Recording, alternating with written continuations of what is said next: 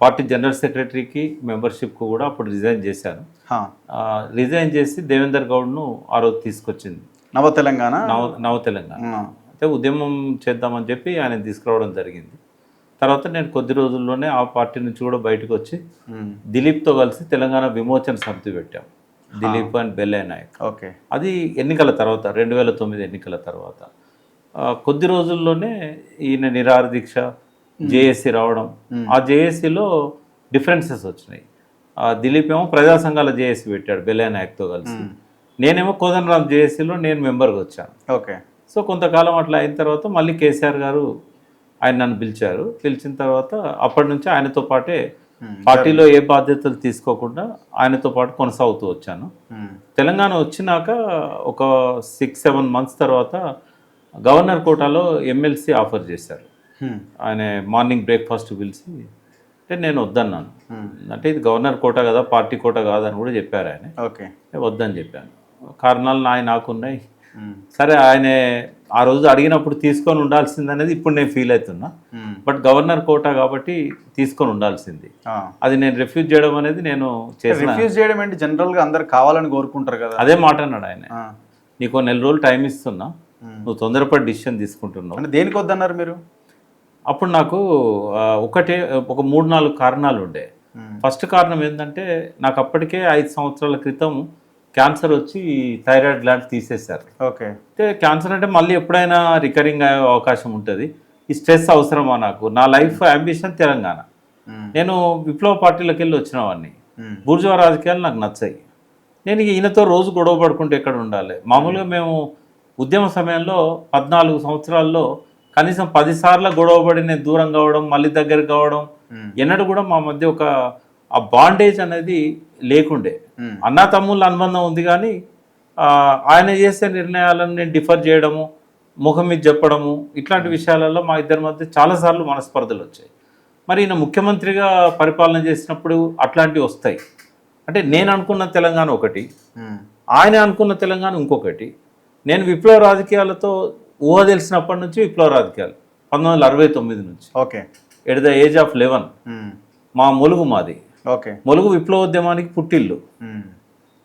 అక్కడ నుంచి నా మైండ్ సెట్ అంతా ఈ బూర్జువా రాజకీయాలకు వ్యతిరేకంగా పెరిగిన వాడిని. అధికారంలోకి వాళ్ళు వచ్చినాక అందులో నేను ఇవ్వడం అనేది సాధ్యం కాదు. కాబట్టి నేను కొద్దిగా అయిష్టంగానే ఆ నిర్ణయం చెప్పాను నాకు వద్దు అని.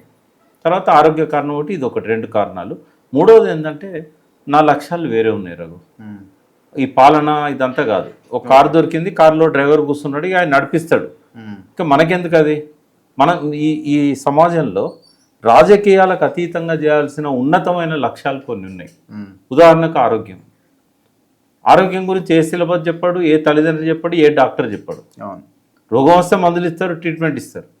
ఆరోగ్యం అనేది ప్రధానంగా పెట్టుకోవాలి. రెండవది చరిత్రను వక్రీకరించారు మొత్తం బ్రిటిష్ కాలం నుంచి కూడా. భారతదేశ చరిత్ర బాలగోపాల్ గారు నాతో అనేవాడు ఇప్పుడు. మేమిద్దరం ఒక ఎర్లీ డేస్లలో ఇద్దరం ఫ్రెండ్స్ కూడా. అయితే ఈ భారతదేశ చరిత్రను అంతా తప్పుగా రాశారు, నాకు అది తిరిగి రాయాలని ఉంది ప్రకాష్ అన్నాడు.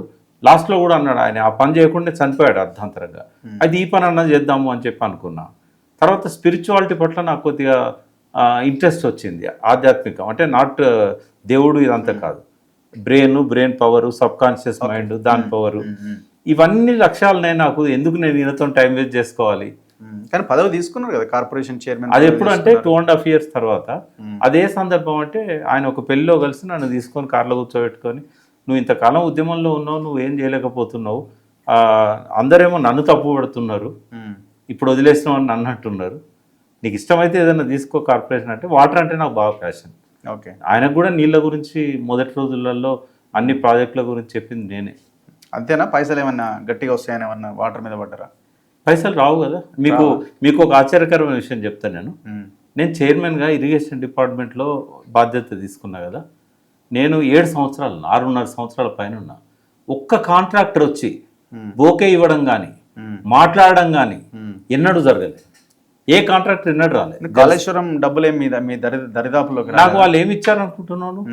గ్రౌండ్ వాటర్ ఒకటి, తర్వాత water and land management institute, ఏది వాలంటరీ, అది రీసెర్చ్ ఇన్స్టిట్యూట్.